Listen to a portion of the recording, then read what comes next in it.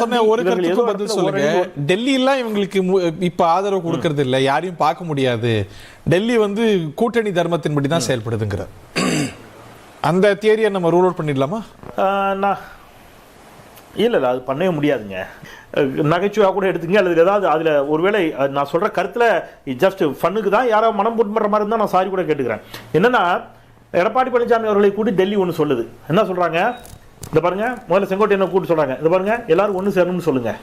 Okay right, நீங்கள் என்ன பண்ணுங்கள் எடப்பாடி பழனிசாமி அவர்களே, யாரையும் ஒன்று சேர முடியாது, அதெல்லாம் ஒருத்தருக்கு இடம் கிடையாது, அதெல்லாம் சேர மாட்டோம்னு சொல்லுங்க. டிடி தினகரனை கூப்பிட்டு எடப்பாடி பழனிசாமி இருக்கிறாங்களே இருக்க முடியாது, வெளியில் போகணும்னு சொல்கிறேன். ஓகே, அவர் வெளியில் போயிடுறாரா, வெளியில் போயிட்டு நீங்கள் யாரை திட்டுவீங்க, நீங்கள் நயனா நாகேந்திரன் திட்டுவீங்க. ஓகே, நீங்கள் யாரை பாராட்டுவீங்க, நீங்கள் அண்ணாமலையை பாராட்டுவீங்க. நயனா நாகேந்திரனுக்கு என்ன டாஸ்க்கு, எடப்பாடி பழனிசாமி பாராட்டு. இது நேரா தமிழ்நாட்டுக்கு வந்து பழனிசாமி தரிசனம் பண்ண சொல்லு, 10 நாள் பாவம் எல்லாம் போயிடும், நல்லபடியா பழையபடி சந்தோஷமா இருக்கலாம்னு சொல்லு. ஐயோ, டெல்லியில பாஜக பேசியிருந்தீங்களோ? ப்ரோகிராம் ஆரம்பிச்சிருச்சா?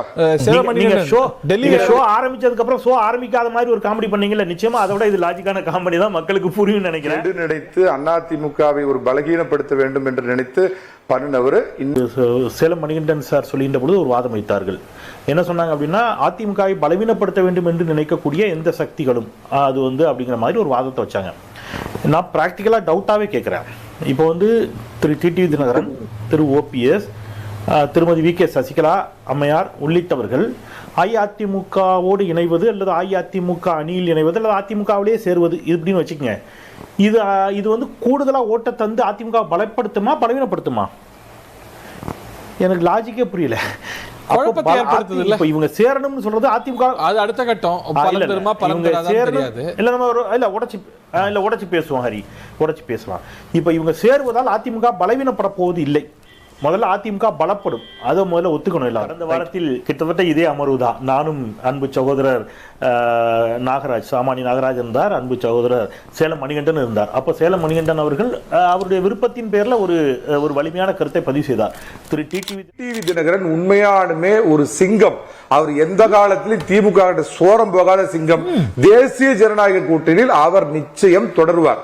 அவர் அந்த மாதிரி ஒரு துரோக செயலை கருணாநிதி வீட்டையோ இல்ல அறிவாலயத்து பக்கமா திரும்பி பார்க்காத அந்த ரோட்ல போனா கூட அறிவாலயம் வருதுன்னா கார்ல இந்த பக்கம் மூஞ்ச திருப்பிட்டு போறாரு. அதனால நிச்சயமா இதுல தொடருவார். நான் அப்ப கூட நான் திருப்பி சொன்னேன், மக்கள் மன்றம் நீங்கள் நெறியாள்கை செய்த மக்கள் மன்றத்தில் தான் கடந்த ஜூலை மாசம் சொன்ன ஹரி, எப்படிங்க டிடிவி தினகரன் அந்த கூட்டணியில் இருப்பாருன்னு. எடப்பாடி பழனிசாமி அவர் எப்படி ஏற்றுக்கொள்வார்? எடப்பாடி பழனிசாமி ஆதரித்து பிரச்சாரம் செய்வாரா? எடப்பாடி பழனிசாமி தான் டிடிவியை ஆதரித்து பிரச்சாரம் செய்வாரா, பரப்புரை செய்வாரா? எப்பொழுது எடப்பாடி பழனிசாமி அவர்கள் அஇஅதிமுக பாஜக கூட்டணிக்குள் வந்ததோ அப்பொழுதே டிடிவி தினகரன் வெளியேறுவதுங்கிறது நிச்சயமாயிடுச்சு. அவர் இவ்வளவு நாள் காலம் தாழ்த்தியது ஏங்கிறது தான் அவர்கிட்ட கேட்க வேண்டிய கேள்வியை தவிர ஓபிஎஸ் எப்படி நிக்க முடியும்? சாத்தியமே இல்லாத ஒன்று. ஒரு உரையில எப்படி 2 கத்திகள் இருக்கும், அது இங்க 3-4 கத்தி எப்படி இருக்கும்? இது சாத்தியமே இல்லை அப்படிங்கறதா யதார்த்தம். சோ அது அந்த மற்ற தலைவர்களோட அமித்ஷா ரொம்ப தெளிவா sketch போடக்கூடியவர். Narendra Modi tallest leader, எனக்கு சித்தாந்த ரீதியில் மாற்று கருத்து இருக்குது, அதுல மாறுபாடு இல்லை. ஆனா இவங்க 2 பேரும் பெரிய லீடர்ஸ். இவங்களுக்கு தெரியாமத்தான் இது எல்லாம் நடக்கிறது. இதை யூகிக்க முடியாதவர்கள் அல்லது இதை தங்கள் கட்டுப்பாட்டிற்குள் வைத்துக் கொள்ள முடியாதவர்கள் அமித்ஷாவும் நரேந்திர மோடியும் என்று சொன்னால் அதை நம்புவதற்கு நான் குழந்தை இல்லை ஹரி. டெல்லி இந்த விளையாட்டில் வரல, குறிப்பாக ஏப்ரல் 11ஆம் தேதிக்கு மேல் இந்த முறை வரல. வழக்கமா விளையாடுவாங்க, அது அவங்களுடைய ஸ்ட்ரென்த் தான். இந்த முறை அவங்க விளையாடல. அவங்க ஏப்ரல் 11ஆம் தேதியிலிருந்து இந்த கட்சியோட பொதுச் செயலாளர் திரு எடப்பாடி பழனிசாமி அவர் சொல்றது தான் ஃபைனல் ரைட்ஸ். இதுல வேற எந்த குழப்பமும் கிடையாது. இது அவங்களோட உட்கட்சி விவகாரம். இதில் டெல்லி இந்த முறை தலையிடாது. அது நான் திரும்ப உங்கள்ட்ட ஆணித்தனமா சொல்லிட்டு இருக்கேன். A few moments later. இது வந்து Hari it's a breaking. Hari it's a breaking. என்னது? எஸ் சாரி, இந்த டிபேட் தொடர்பான பிரேக்கிங். இப்போ நான் பிரேக்ல பார்த்தா இன்னொரு தனியார் தொலைக்காட்சியில் இந்த பிரேக்கிங் வந்திருக்கிறது. மரியாதைக்குரிய திரு செங்கோட்டை நான் பேசிக் கொண்டிருக்கக்கூடிய இந்த நிமிடம் எங்க இருக்கிறார் தெரியுமா? அந்த தனியார் தொலைக்காட்சியில் வந்திருக்கக்கூடிய செய்தி பிரேக்கிங், திரு அமித்ஷா இல்லத்தில் இருக்கிறார். இன்னமும் நீங்க நம்பணும், பிஜேபிக்கும் இதுக்கும் எந்த தொடர்பும் இல்லைன்னு இல்லை. திமுக ஆட்சியை அகற்றுவதற்கு அமித்ஷா அவர்கள் எந்த எல்லைக்கும் செல்வார். இந்த முறை அதுக்காக தான் இருக்கும். இந்த மீட்டிங்கும் அதுக்காக தான் இருக்கும். நல்ல எல்லா லட்சுமண ரேகையும் தாண்டுவாருங்கிறீங்க. இல்ல, இந்த மாதிரி ஒரு இதுல இருக்கும்போது சிச்சுவேஷன் இருக்கும்போது நிச்சயமா அகற்றுறதுக்கான எல்லா இதுவும் நடக்கும். ஓகே, திரு சேலம் மணிகண்டன் விவாதம் ஆரம்பிக்கின்ற பொழுது அன்பிற்கினிய சகோதரர் நாகராஜ் அவர்கள் கான்பிடண்டா ஒரு வார்த்தை சொன்னார். எஸ் உண்மைதான், முன்னாடி வந்து பாஜக இதுல சில விவகாரங்களில் தலையிட்டது உண்மைதான் அப்படின்னு ஒரு ஏப்ரலோ ஏதோ ஒரு டேட் சொன்னார். அந்த டேட்டை சொல்லி அதன் பிறகு பாஜக தலையிடவே இல்லை என்று சொன்னார். 1 மணி நேர விவாதம் முடிவதற்குள்ளாக பாஜக தலையிடுகிறது அப்படிங்கிற ஒரு காட்சி நம்மால் பார்க்க முடிகிறது. அதிமுகவை பலவீனப்படுத்தி அழித்து அந்த இடத்தில் அதிமுகவை அழித்து அந்த இடத்தில் பாஜக வளர நினைக்கிறது என்பதை அதிமுக தொண்டர்கள் உணர்ந்து கொண்டார்கள். அவர்கள் பாஜகவை ஒருபோதும் மன்னிக்க மாட்டார்கள். இப்போ டிடிவி எந்த ஓபிஎஸ் அவர்கள் செப்டம்பர் மாசம் நடந்த பொதுக்குழுல வந்து என்ன சொல்ற, டிடிவி சசிகலா அம்மாவையும் டிடிவி தினகரன் நீக்கினால் தான் நான் உள்ள சேருவேன்னு சொல்லி தர்ம யுத்தத்துக்கு அப்புறம் சேர்ந்தாரா? இப்போ அடுத்த டபுள் ஸ்டாண்ட் பாருங்க, அவரே திருப்பி வந்து உள்ள வந்து சேர்றாரு. இல்ல இவங்களை சேர்த்துக்கணும், ஒருங்கிணைப்பானு, சரி இஷ்டத்துக்கு வேணும்னா வேணும், வேணானா வேணாம், இது என்ன இதுவா என்ன ஹரி? இந்த டபுள் ஸ்டாண்ட் அதிமுக எல்லாரும் எடுத்திருக்கிறாங்க தானே. நீங்க இதே ஓபிஎஸ் வேண்டான்னு சொல்லி சொன்ன எடப்பாடி பழனிசாமி அவர்கள், சசிகலா பக்கம் நின்ற எடப்பாடி பழனிசாமி அவர்கள் அதன் பிறகு சசிகலா வேண்டான்ட்டு ஓபிஎஸ் சேர்த்தார். அதன் பிறகு ஓபிஎஸ் வேண்டான்னார். எனக்கு ஒரே ஒரு கேள்விதான் நாகராஜ் இந்த கேள்விக்கு மட்டும் பதில். அஇஅதிமுகவில் இந்த அணிகள் அனைத்தும் டிடிவி தினகரன், திருமதி வி கே சசிகலா அவர்கள், ஓபிஎஸ் எல்லோரும் ஒரு அணியில் இணைந்தால் அது அதிமுகவுக்கு நல்லது, ஓரணியில் இணைய வேண்டும் என்று நீங்கள் விரும்புகிறீர்களா? இணைந்தால் நல்லது என்று நினைக்கிறீர்களா? சார், நான் முதல்ல வந்து எடப்பாடி பழனிசாமி அவர்களை அக்செப்ட் பண்ணிட்டு இணைஞ்சா அது நல்லது, ரைட்?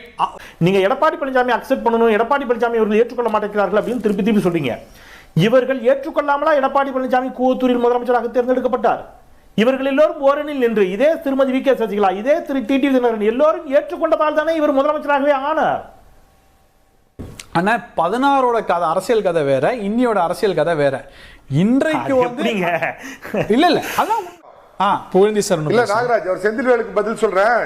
தம்பி வா தலைமை ஏற்கவான்னு நெடுஞ்செழியன் இருந்த இடத்துல புரட்சி தலைவர் நட்பை பயன்படுத்தி அவரை வச்சு அவரை அழகா நெடுஞ்செழியன் நகர்த்தி விட்டு கருணாநிதி இந்த கட்சியவே கைப்பற்றினார், ஆட்சியவே கைப்பற்றினார் இல்லைங்களா? அதுதான் இதுக்கு பதில். அண்ணா பேரறிஞர் அண்ணாவின் மறைவிற்கு பிறகு திராவிட முன்னேற்ற கழகம் 2-3 உடையல, இப்படி சண்டை போடல, யாரும் போய் தர்மயுத்தம் இறக்கல. எல்லோரும் நீங்க சொன்ன மாதிரி நாவலர் நெடுஞ்செழியன் அன்னைக்கு போய் தர்மயுத்தம் இருந்தாரா? அவர் சண்டை போட்டு போனாரா? எல்லோரும் அக்செப்ட் பண்ணி அன்றைக்கு முத்தமிழ் டாக்டர் கலைஞரை தலைவராக ஏற்றுக்கொண்டார்கள். 1. அதன் பிறகு வந்து 71 தேர்தலில் அவர் வெற்றி பெற்று திமுக ஆட்சி கட்டிலே அமர்த்தினார். 2. அஇஅதிமுக என்ற கட்சி உருவான பிறகும் கூட சட்டமன்ற தேர்தல்களில் அஇஅதிமுக வெற்றி பெற்றது எஸ். ஆனால் நாடாளுமன்ற தேர்தலில் மிகப்பெரிய 39 தொகுதியில் 37 தொகுதிகளில் எம்ஜிஆர் தோற்றார். திராவிட முன்னேற்ற கழகம் வெற்றி பெற்றது. உள்ளாட்சி தேர்தலில் தொடர்ச்சியாக திராவிட முன்னேற்ற கழகம் வெற்றி பெற்றது.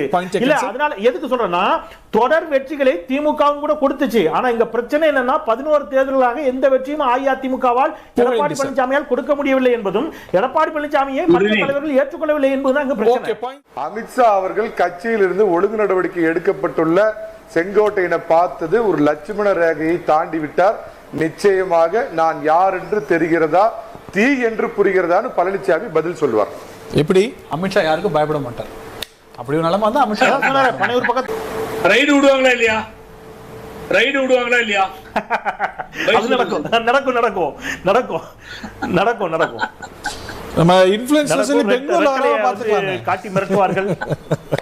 ஏற்கனவே வந்துருச்சு. ஆமா.